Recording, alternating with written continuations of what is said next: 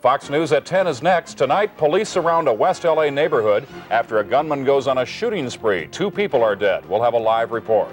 Plus, another fire races through the old Central Library in downtown Los Angeles. Also tonight, an international bank is busted for laundering millions of dollars in drug money. And this hit by the Dodgers was too little, too late. We'll have to wait one more day to find out who will earn a trip to the World Series. I'm Kirsty Wild. And I'm Bill Redeker. Fox News at 10 is next.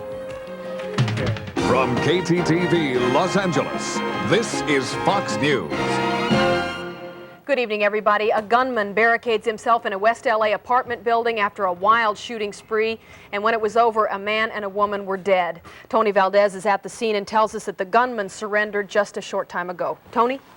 Yeah, Kirsty, just about 40 minutes ago, he gave himself up. Let's go right to the videotape and show you what has gone on here. Body laying in the middle of Iowa Street. It's here at the intersection of Federal Avenue in West LA, just a block away from the police station. It all began at about 20 minutes after 5 o'clock. This is the young man who gave himself up at about 20 minutes after 9, almost 4 hours exactly after this all started. According to police, what happened was simply this. Shooting erupted shortly after 5 o'clock. Many shots were fired. One man got out of the apartment building. He fell in an alley in back of that building. He was put into a police car, taken to the UCLA Medical Center, where he was reported dead on arrival.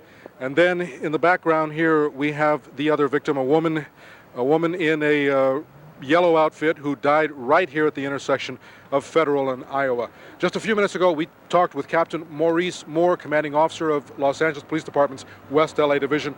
Let's go to him. Metropolitan Division and its SWAT element were here on scene. They had the opportunity to talk to the suspect and ultimately got the suspect to come out of the apartment. He did come out of the apartment and he was taken into custody. There was no altercation or anything like that. And so we are left with a lot of questions tonight. We have no identification on the suspect. We do not have any identifications on the victims either. And in this neighborhood, an upper middle class one where people like to think that they are immune from violence and death, there's a lot of people wondering why. Why did it happen in their neighborhood? Reporting live from West Los Angeles, Tony Valdez. Back to you, Kirsty, in the newsroom. Okay. Thanks, Tony. Thanks a lot, Tony. Late today, fire broke out again at the 62-year-old Central Library in downtown Los Angeles. Janet Zappala reports that given the 400,000 books destroyed in 2 earlier fires, little time was wasted in dousing today's fire. It was like adding insult to injury. The 3rd fire at the historic LA Central Library in 2 years. It was touched off in the basement at the northwest corner of the library. Dense white smoke from the greater alarm blaze quickly made its way out the structure's windows, but the 75 firefighters on the scene were able to knock it down in half an hour. During that time, it caused quite a ruckus around the location at 5th and Flower. There were a lot of buses that were backed up coming down Grand, couldn't get through. Unlike the 2 arson-caused fires here in 1986, investigators believe this fire may have been touched off by construction work going on in the basement area. Those are always very difficult fires to fight because, in effect, you're coming down through all the heat and smoke to get to the fire. The library's been closed since the first fires 2 years ago. Workers have been renovating the building, which should be completed sometime in 1992. Today, they were cleaning out asbestos in the ceiling tiles around the time the blaze broke out. The fortunate thing is that all the books are out of the building. All the furnishings and equipment are out of the building. Nobody was hurt in the fire, which is still under investigation. As for damage estimates, it's too early to tell, but investigators say it won't be anywhere near the $24 million in damage that the 2 previous fires caused in April and September of '86. In downtown Los Angeles, Janet Zappala, Fox News. It is not over yet. The Dodgers had a chance to grab the pennant tonight, but what some are calling those pesky Met flies got in the way. Rick is here now with the Now, who's calling them that? I haven't heard that. Around the newsroom. In the newsroom. Well, Yeah. we're somebody. All right, it's going to make headlines tomorrow, I think. Okay, you're right, though. The Dodgers and Mets are taking this one down to the wire. LA had a chance to wrap up the National League Championship Series at home tonight in Game 6, but the Mets stopped those plans and stay alive. Tonight's hero was Kevin McReynolds, who put the game away in the 5th inning with this drive off Tim Leary for a 4-0 Mets lead. McReynolds drove in 3 runs tonight. Meanwhile, on the mound, David Cohn couldn't have written this one any better. He went the distance for the win, getting the final out from Mike Davis. The Mets even the series at 3, sending it to a 7th and deciding game tomorrow night. Well, naturally, you don't want to carry them into the 7th game and make it a 1-game playoff. And unfortunately, they come out, they scored some runs, they played well, and we were in trouble the whole game.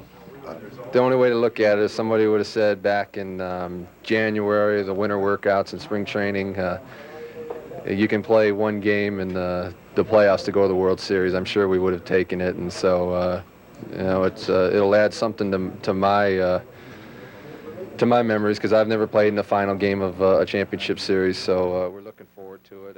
And we'll have a little bit more later on in sports. Plus, we want to remind you that, again, at 10:30 tonight, a special report, Dodgers 88. We've got some great guests, and we're going to recap Game 6 and talk about Game 7, so we hope everybody joins us. Major beer crying tonight at 10:30. Huh? All right, Rick, thanks a lot. This was, of course, the night that the Dodgers were going to sew it up and head for the World Series, but if you think they were disappointed, well, consider the fans, those who showed up at Chavez Ravine and those who crowded into neighborhood watering holes. Our Pat Lalama is standing by at one of them, Tommy Lasorda's restaurant in Marina, to find out how blue are they tonight. Oh gosh, Bill and Kirsty, I don't have to ask you what's wrong with this picture. The fact, well, there's still some very, very hopeful people here. The fact is, just about an hour ago, hundreds of people jammed this bar, screaming and shouting. I guess they've gone home to go to sleep and possibly have a nightmare about the earlier game today. They would have been here throwing beer on us. Instead, they were drowning in their beer and reciting that old trite saying, "There's always tomorrow."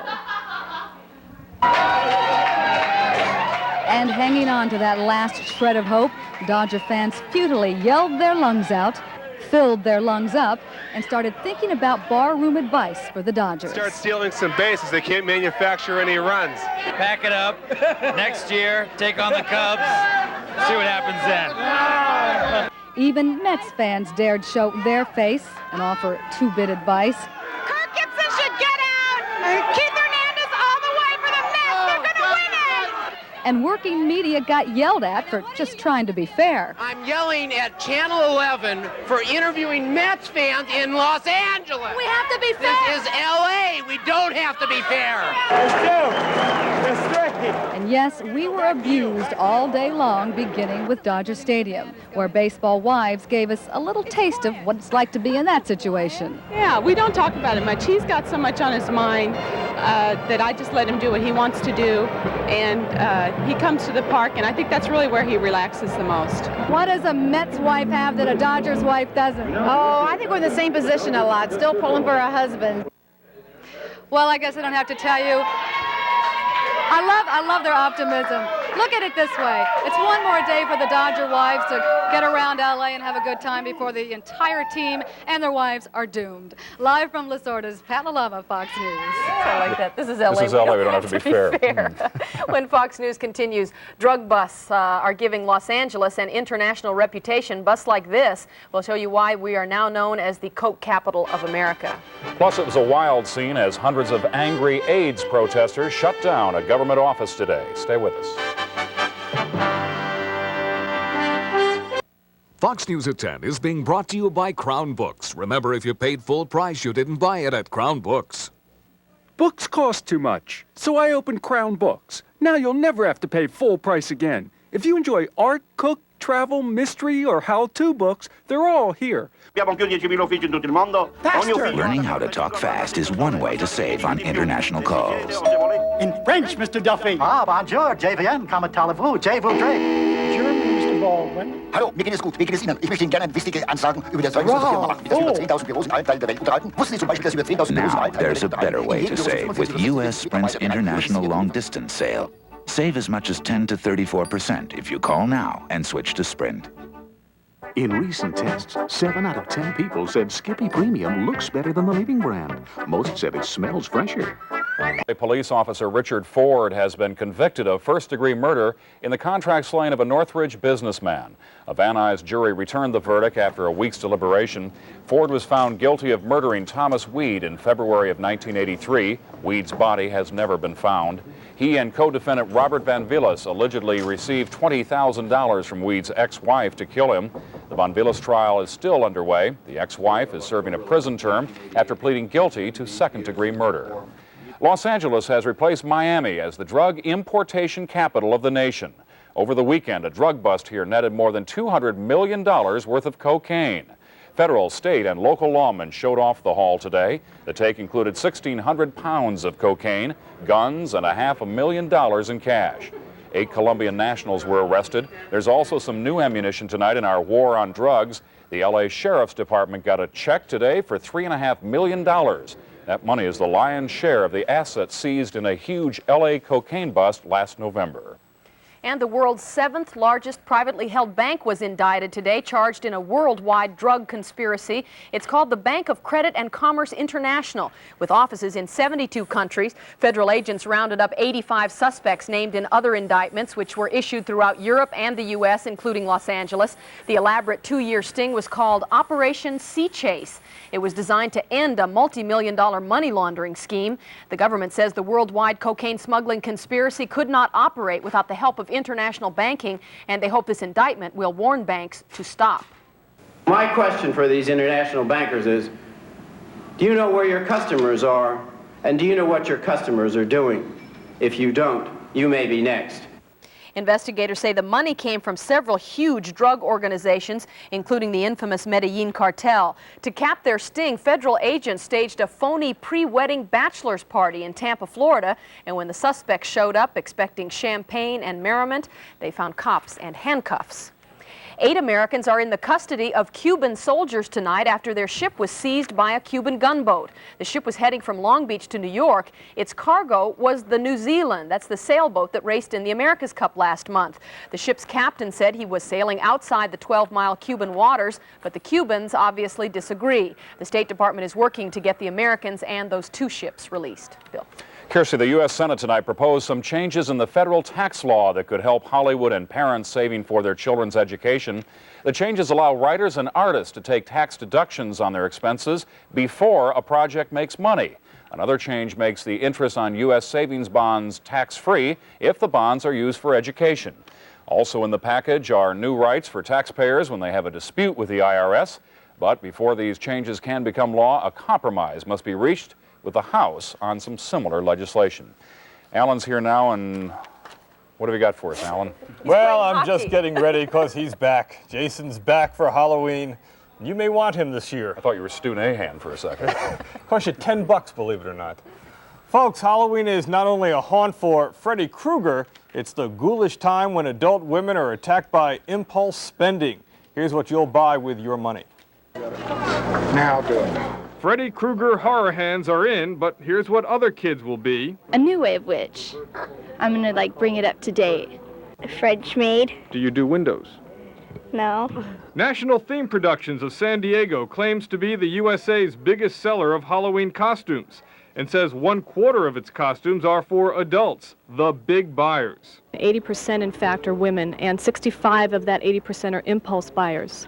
And they usually will come to the store for something else and see our booth and then shop it. A bestseller is Bunny in a Hat. Other bestsellers include Ninja, Freddy, and Jason outfits. Kiss me and I turn into a prince. Costumes range from about $10 for kid sizes to $50 for parents who don't want to grow up. If kids wear a mask, they should keep it off while near traffic. By the way, National Theme Production says its average costume costs $35 this year. Now, Mendelsohn here hopes your stocks didn't spook you as the industrials lost about 2 in profit-taking. For every 2 stocks up today, 3 were down. There's big airline news. Donald Trump reportedly will buy the Eastern Airlines shuttle tomorrow, but there may be a competing deal. Tonight, sources tell me all of Eastern could be sold. They say meetings are going on with a syndicate that could include Carl Icahn and Eastern's unions. Gold lost $4.20, silver fell 14 cents. it's likely that the unions will challenge any sort of sale of any part of Eastern Airlines. So if the shuttle does get sold tomorrow, expect a federal court suit by the unions to try to block that. The unions, it appears, want all of Eastern to be sold, to take it away from Frank Lorenzo and Texas Air and put it in the hands of a friendly suitor, a white knight, so to speak. How do you expect us to believe that after appearing in those costumes, Alan? It's because I'm just... very versatile, right? Exactly. Okay. Thanks a lot. Still ahead, Rick Garcia with all the day's sports. Including tonight's dismal loss for the Dodgers. It's down to the wire as the Mets even the score. Stay with us.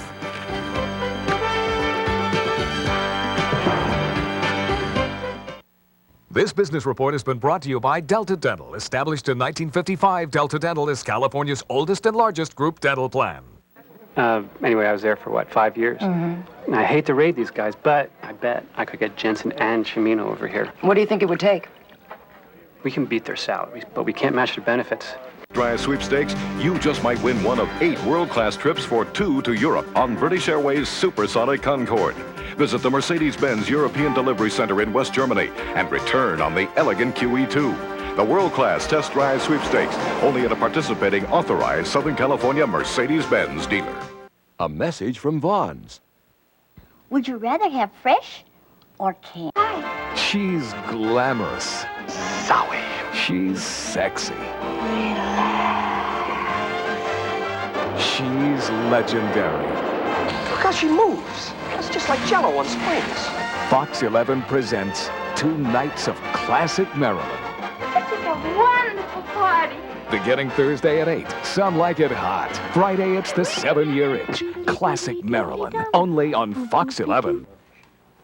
Hundreds of them dying of AIDS marched outside the FDA's headquarters near Washington today. They were calling for a speed up in AIDS testing and faster access to experimental drugs for victims of the disease. The protesters blocked entrances to the building, prompting police to close the headquarters of the FDA to arriving employees. Future deaths assured! FDA! Future deaths assured! At least 100 demonstrators were arrested during the 6-hour protest. At the nearby University of Maryland, about 200 students volunteered today for AIDS testing. It's the first round in a massive new study by the university and the National Institutes of Health. Researchers say they hope to test 6,000 students for the deadly disease. It is the first intensive study of AIDS on a college campus. As for the weather, that short but intense heat wave that had the Southland sweating let go of LA today. The Civic Center mercury topped out at 80 degrees today, and the overnight low was back to a normal 65. The fall air is turning nippy over most of the country, highs in the 40s and 50s from the Great Lakes to New England, and the 60s in the Middle Atlantic states. Rain showers will reach from the lower Great Lakes across the northern Appalachians tomorrow. Here in the Southland, we'll have local dense fog tonight, and it may hang around through mid-morning. However, hazy sunshine will be the rule. Fair skies are in store for the rest of the week, and the cooling trend continues with high temperatures near 80.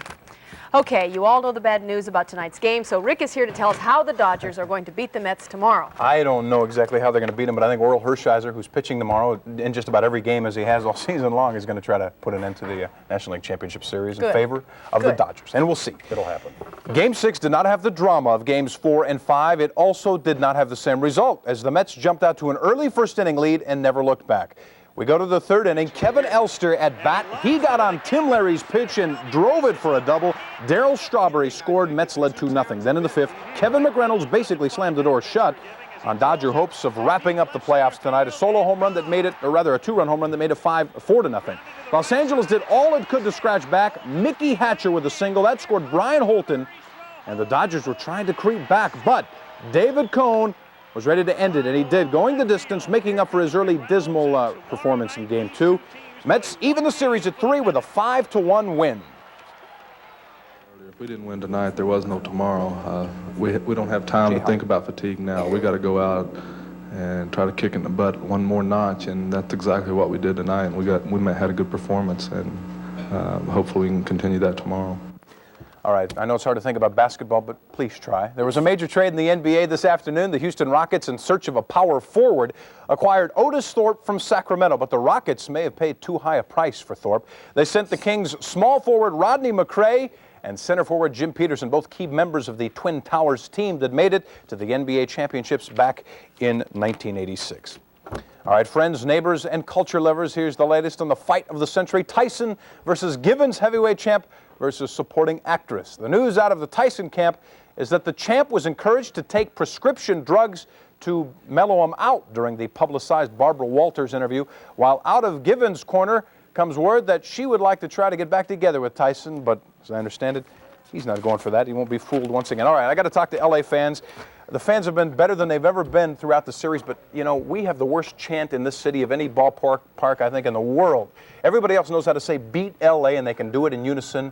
We can't do it here. We can't say beat New York very well. I don't know what it is. At least we haven't got those Minnesota Hankies here either that showed up in New York the other day. What about pesky Met flies? You think we can Met flies a lot. You think they can relate to that? I have a question about Jay Howell. Yes. Is he he's able to play? Yes, he was able to play today, but he's their primary stopper, so they really didn't need him today losing. Wasn't called on He'll at be all. ready to go tomorrow, and they may have to use him because Earl Hershiser has been pitching a lot of innings. Tommy Lasorda today held a meeting before they went out on the field, and the one word that he told them to remember was when.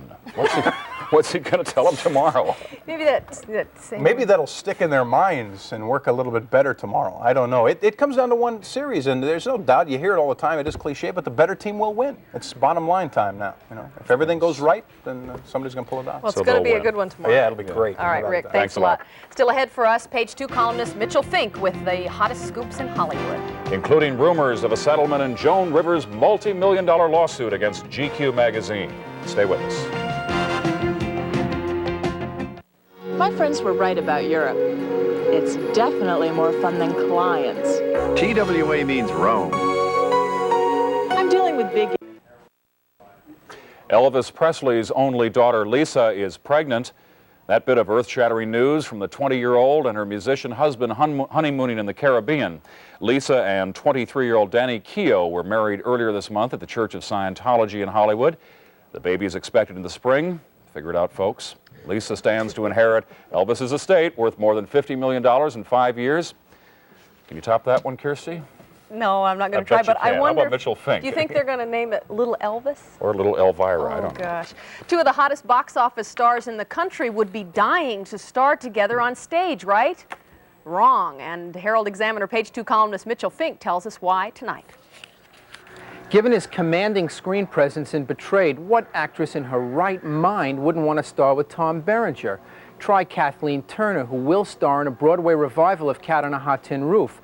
When Berenger heard about the project, he said, "I want to be in it with her," but it was not to be.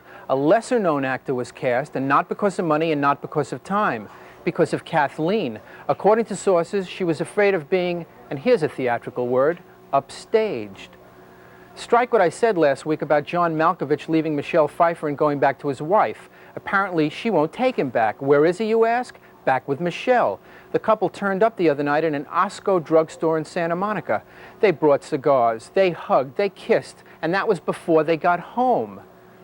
As we speak, a settlement is being discussed in the now 10-month-old $50 million lawsuit by Joan Rivers against Gentleman's Quarterly. Not a bad idea, considering that Rivers and the writers of the GQ piece, Ben Stein, have both been out of the limelight since the suit was filed. Anyway, the concept of the settlement calls for money to be paid and statements to be made, and all of it designed to get these people back in the news. Meanwhile, a man who's never out of the news, attorney Marvin Mitchelson, gave me a wonderful line today. Regarding his being fired by Robin Givens 3 days after being retained, Mitchelson said, "At least I lasted longer than Michael Spinks." I'm Mitchell Fink, and this spot has lasted just about as long as Spinks.